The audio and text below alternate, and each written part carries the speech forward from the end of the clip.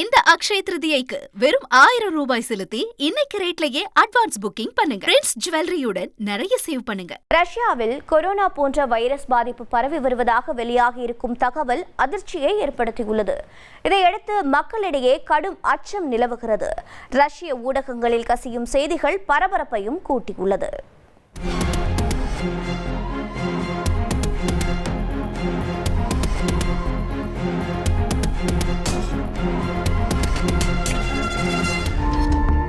கடுமையான காய்ச்சல், இரும்பும் போது ரத்தம் வழிதல், ஆன்டிபயோட்டிக்ஸ் எடுத்துக்கொண்டாலும் எந்த பயனும் இல்லை என்று கோவிட் போன்ற மற்றும் ஒரு கொடூர வைரஸால் மக்கள் பாதிக்கப்படுவதாக வெளியாகும் தகவல்கள் ரஷ்ய மக்களை கதிகலங்கச் செய்திருக்கிறது.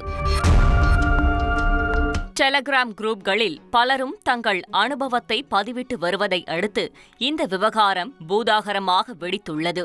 இதுவரை கண்டுபிடிக்கப்படாத மர்ம வைரஸ் என்று கூறப்படும் அதே நேரம் ரஷ்ய சுகாதாரத்துறை இதனை உறுதிப்படுத்தவில்லை.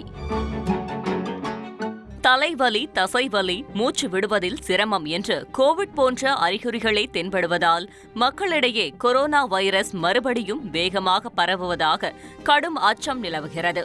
5 நாட்களுக்குள் காய்ச்சல் 102 டிகிரி ஃபாரன்ஹீட்டுக்கு மேல் உயர்கிறதாம்.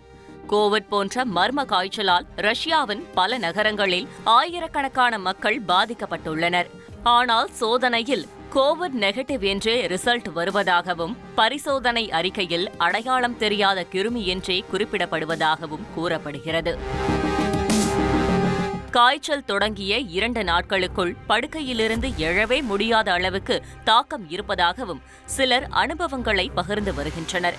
ஆன்டிபயோட்டிக்ஸ் எடுத்தாலும் 1 வார காலம் இருமல் தொடர்வதாகவும் 5ஆம் நாளில் இருமலுடன் இரத்தமும் வந்ததாக அலெக்சாண்ட்ரா என்பவர் கூறுகிறார். இது பாக்டீரியா தொற்றால் ஏற்படும் மைக்கோபிளாஸ்மா நிமோனியா என்றும் வாக்கிங் நிமோனியா என்றும் மருத்துவ வட்டாரங்கள் தெரிவிக்கின்றன. அதே நேரம் புதிய அல்லது அடையாளம் தெரியாத மர்ம வைரஸ் பரவியதற்கான எந்தவித தடயங்களும் சிக்கவில்லை என மறுத்துள்ள ரஷ்ய சுகாதாரத்துறை அரசியல் ஆதாயத்திற்காக தவறான தகவல் பரப்பப்படுவதாகவும் விளக்கமளித்துள்ளது. க்ஷேத்ரிதிக்கு பிரின்ஸ் ஜுவல்லரியில நீங்க வாங்கும் ஒவ்வொரு 8 கிராம் தங்க நகைக்கும் 2000 மதிப்பிலான தங்கம் இலவசம். வெறும் 1000 ரூபாய் செலுத்தி இன்னைக்கே கோல்ட் ரேட்டை லாக் பண்ணுங்க.